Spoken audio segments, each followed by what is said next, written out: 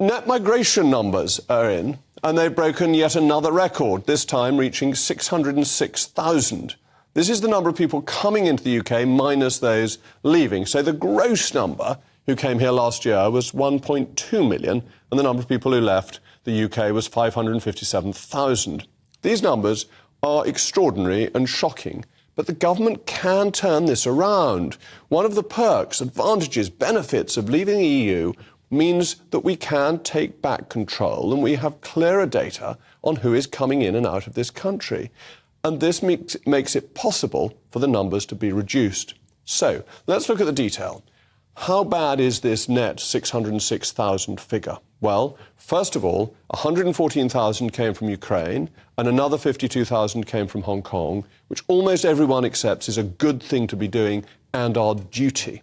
So these numbers are there, but they're not likely to continue. Assume that both Ukraine and Hong Kong settle down in the next few years. That would bring the net number down by 150,000 to 450,000.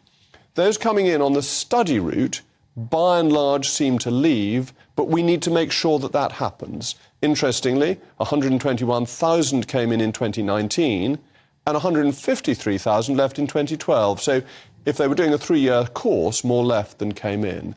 So if we could now freeze student numbers at their current level and stop dependence, net migration in the next couple of years would come down very sharply. So in 2018, we had 127,000 study route entrants. In 2022, it was 361,000.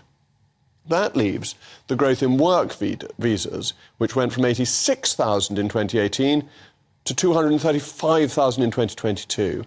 If we get back to the 2018 level, that would get us down to net migration in the tens of thousands, assuming the students leave and Hong Kong and Ukraine don't need to come. However, this requires tough action, and the government hasn't been taking that. It's largely scrapped the resident labour market test, which required employers to advertise a position in the UK first. And as Henry Hill of Conservative Home points out, the government has issued shortage occupation lists for roles such as architecture, engineering and scientists, which allow employers to pay less, to pay the immigrants 80% of the going rate. This just drives wages down. Instead, the market should be offering better wages, which will encourage more people domestically to train in such professions. Work visas do not help the economy. They force wages and productivity, crucially, down because you get cheap labour rather than investing in better productivity in mechanisation. Unfortunately, mass migration is based on an economic fallacy.